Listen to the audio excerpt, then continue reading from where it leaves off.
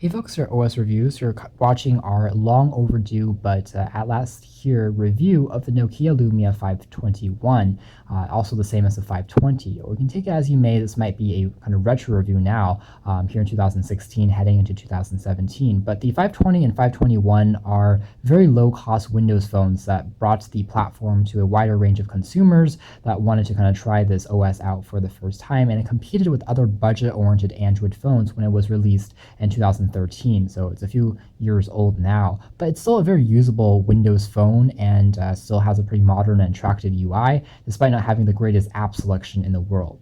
So one of the main limitations today is the 520 and 521 has a relatively small screen of 4 inches diagonally. It has a pixel density of 233 since it has 480 by 800 pixels, so decent enough, and it does have IPS technology built in, support for 16 million colors, and Nokia's True Black technology, so it does have a pretty nice contrast on here. It's a quad-band GSM World phone, so you can unlock it, take it with you when you're traveling, takes a micro SIM card, and the phone itself does have a dual-core processor clocked at 1 gigahertz along with 512 megabytes of RAM. That might seem a little bit low on first glance, but this is a Windows phone, so it's extremely optimized and everything does run very smoothly, even with these specs. There's a 5 megapixel autofocus camera on the back with 720p we'll take a closer look at in a moment. Works fairly well. Windows Phone 8 was the original OS, and it was since updated over the air to Windows Phone 8.1. And there's also 1,430 milliamp hour capacity battery, which lasted you about 2 days on a charge, which is pretty nice. So the 520 and 521 was also nice because the touchscreen made out of the scratch-resistant glass was very sensitive. It was hypersensitive, in fact, and Nokia made a ton of ads of how you could wear a glove in the winter and still access the touchscreen functionality, and that was very nice. So it is extremely sensitive. That's and nice to know that on a low-cost phone they were able to incorporate a very responsive UI and experience. One of the limitations, however, is that the 520 and 521 do not have a front-facing camera, so you can't use it to do video conferencing or Skype calls, and you're only limited to the rear camera.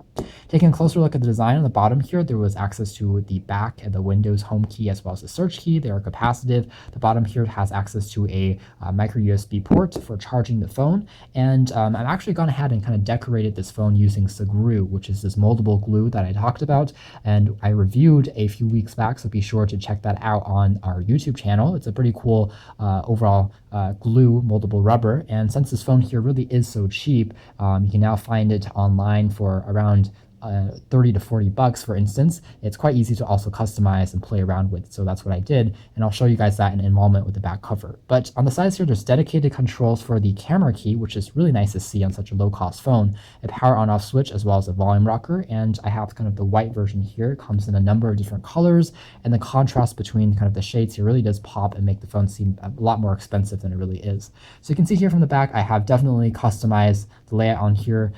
The premise of this originally was just to add a bit of bumper or protection, and Sagru is actually completely removable. You can see it has a little bit of inking here just because I wasn't too careful, but technically I could remove it all just by popping it off, peeling it off, and afterwards using an alcohol wipe, and it would return back to normal. But the benefit of having something like this is just adding a bit of a bumper. So if I have it on a surface, it's not going to scratch as easily. It's also going to stay put a bit more nicely and not slide around, since the surface here is very slick. It's made out of plastic. It doesn't have any soft touch rubber accents going on. Otherwise, there's also access to a loudspeaker in addition to the aforementioned 5 megapixel camera, although there is no additional LED flash or vanity mirror, so on and so forth. So if we turn the phone on and show you guys a bit of the kind of the UI, it's pretty typical stuff. There are a few boot screens that have been customized by kind of T-Mobile. So you can see that there is a time and date information. If I slide up, I then have access to things like, let's say, the camera. So if I want to take a quick look at the camera, it is a pretty decent shooting experience, not anything to write home about, but it does work and it does a decent job. So let's go back here and try to focus and take a shot. I can tap once to focus in, and then it records the image pretty quickly. There's also a few other settings I can play around with on the sides here, such as some filters, as well as changing the resolution, so on and so forth. And I can also slide to the side here just to take a quick look at the image that I just took, and that works fairly well. So I have another image here just to show you guys, and I captured in broad daylight, and you can see that it does have a fair amount of detail as well as accurate color saturation and tones, despite having a very low price tag on this phone, which is nice to see. As far as phone quality is concerned, the device does do very, very good. It has a noise canceling microphone on the bottom here, so when you're calling, even in a noisier environment, it still picks up your voice and works very well. So it's pretty simple to, pop in a SIM card, even when you're traveling, and directly place a call. It can also be used for, of course, text messaging. And if we kind of pull up Internet Explorer just to show you guys what the overall QWERTY keyboard experience is like, it's pretty typical Windows Phone stuff, which is to say it's responsive, it's multi-touch enabled, so it's very easy to type on, but there isn't swipe pre-installed, so you can't actually move in a gesture-like manner to swipe out your letters. But there is an accelerometer, so you can tilt the phone and then get a larger keyboard if that's what you want to do. So all those things can be found here. There isn't a drag down notification drawer on Windows Phone 8/8.1, but you can drag it down partially to see if you're connected to Wi-Fi and some other wireless options, so on and so forth. As you can see here, the colors on the screen do pop. They're quite vibrant and saturated, so they do make for a pretty enjoyable experience on such a low-cost phone. It's nice to find that the screen here is actually pretty good. Although viewing angles aren't the best, it does do a pretty good job again for the price point.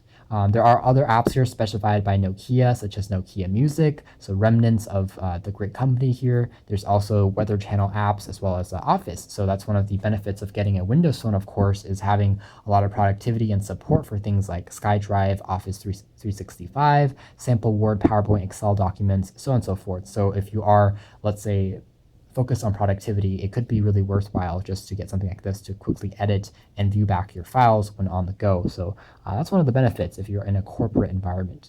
Otherwise, it does do a good job again with Nokia Drive, which also allows you to have offline navigation now. So that's nice to note. Basically, if you are traveling, you can record a map and then have turn-by-turn navigational directions, even when you don't have access to internet and you've saved a map inside the local memory. Some other things on here, if we take a quick look at the pre-installed applications, it's pretty simple, not too much going on. There is Slacker Radio that's been installed on board for streaming internet services. There is actually a photo beamer, which allows you to send your images onto, into the web as well as onto a larger display. Panorama, OneNote, music services are pretty good. They're taken from the original Zune UI from Zune MP3 players, if you still remember those. And there's also Calendar, which allows you to sync notifications, as well as alarm clock, and some basic games can also be installed on here. Obviously, selection again is a lot weaker than what you might find on Android or iOS, but there are basic apps on here like Angry Birds is supported, for instance, so that is something to note. So again, this is some of the applications that you can really go through and take a look at. As far as web browsing is concerned, it does work fairly well. There is, of course, pinch to zoom and kinetic scrolling, and pages do render fairly decently, and they do render through the full desktop version of the page. The only limitation is it might take a few seconds longer to completely load since the processor is getting a bit dated. But otherwise, as long as you aren't expecting the fastest phone in the world, you're not installing the most games, the most apps, it still does run fairly well. And one of the benefits of having Windows Phone is it is a very light operating system compared to Android. So even as you start using it for a few years, it doesn't get as boggled down as something like an Android phone in the same price category. So anyways, that's been a retro look back as well as a long overdue review, I guess, of the Nokia Lumia 520 or 521, a very low cost, budget oriented Windows phone that really commercialized Windows Phone, since at the time before this phone came out, it was really struggling to gain a lot of traction because pricing wasn't competitive enough, there weren't enough budget-oriented options, and it was just not unique enough to compel users away from Android or iOS. But this was one of the phones that kind of changed that, in my opinion. So anyways, guys, thanks for watching this video here at OS Reviews. This has been the Nokia Lumia 520/521.